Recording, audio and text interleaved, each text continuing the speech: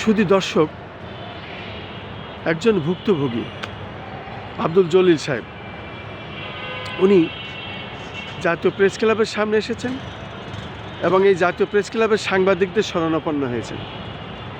আমি এই জলিল সাহেবের কাছে জিজ্ঞাসা করব আপনার মূল অভিযোগটা কী এবং কাদের বিরুদ্ধে আপনার অভিযোগ, আপনি এটা তুলে ধরুন, আপনার নাম পরিচয় দিয়ে।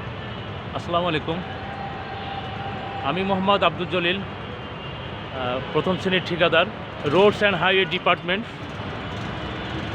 আমি ঠিকাদারি ব্যবসা 2007 সাল থেকে আমি লাইসেন্স প্রাপ্ত হই।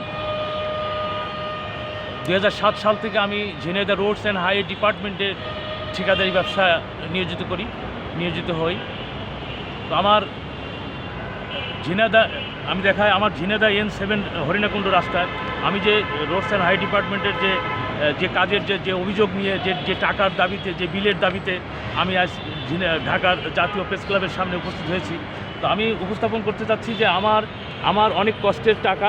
আমি যখন এই রাস্তা করি তখন আমি আমার ওয়াইফের গহনা বন্ধক রাখি, আমি আমার ওয়াইফের চুরি বন্ধক রাখি, সবগুলো এই সমস্ত সব কিছু বিক্রি করে আমি এই রোডস অ্যান্ড হাইওয়ে ডিপার্টমেন্টের আমি কাজটি উঠাই। আমার কাজ ছিল ঝিনাইদহ হরিণাকুণ্ড রাস্তা, এই যে দেখলে বুঝতে পারবেন। এরপরে কাজটা করার পর 14,50,000 টাকার কাজ, এটা 14,50,000 টাকার কাজ। সেখান থেকে আমি কিছু বিল পেয়েছি আর বাকি বিলগুলো আমি পাইনি। এর জন্য তারপরে আমি ঢাকা মহামান্য হাইকোর্টে আমি মামলা করি। মহামান্য হাইকোর্টে মামলা করার পরে মহামান্য হাইকোর্ট আমাকে এই যে রায় দেয়, যে দেখতে পাচ্ছেন যে সে ঠিকাদারের টাকা 60 দিনের ভিতরে ঠিকাদারের টাকা দেওয়ার জন্য নির্দেশ জারি করেছেন। এরপরে আমি এটা নিয়ে আবার এই রায় নিয়ে আবার সচিবালয়ের শরণাপন্ন হই। সচিবালয় দেখতে পাচ্ছেন মোহাম্মদ আব্দুল লতিফ খান, যুগ্ম সচিব, সেখান থেকেও একটা চিঠি ফরওয়ার্ডিং দেওয়া হয়েছে। এরপরে মহাসচিব, এরপরে আছে উপসচিব ফারজানা জেসমিন, সেখান থেকে একটা চিঠি ফরওয়ার্ডিং দেওয়া হয়েছে রোডস অ্যান্ড হাইওয়ে বরাবর। লাস্ট চিঠি দিয়েছেন ফারজানা জেসমিন, উপসচিব, গণপ্রজাতন্ত্রী বাংলাদেশ সরকারের সড়ক ও সেতু মন্ত্রণালয়, সড়ক ও মহাসড়ক পরিবহনের রক্ষণাবেক্ষণ শাখার ফারজানা জেসমিন, উপসচিব। এই চিঠি ফরওয়ার্ডিং দেওয়ার পরও সড়ক ভবন অর্থাৎ রোডস অ্যান্ড হাইওয়ে ডিপার্টমেন্ট আমার টাকা দেয়নি। আমি বারবার সড়ক ভবনের দ্বারস্থ হচ্ছি, বারবার ঝিনাইদহ সড়ক ভবনের দ্বারস্থ হচ্ছি।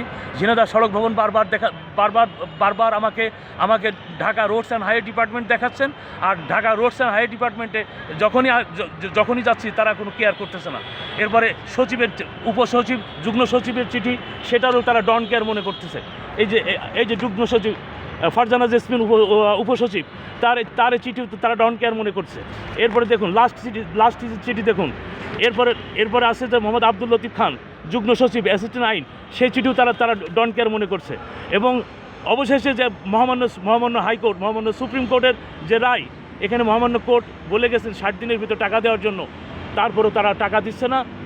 রোডস অ্যান্ড হাইওয়ে ডিপার্টমেন্ট সম্পূর্ণ নিজের গায়ের জোরে তারা এগুলো করে যাচ্ছে।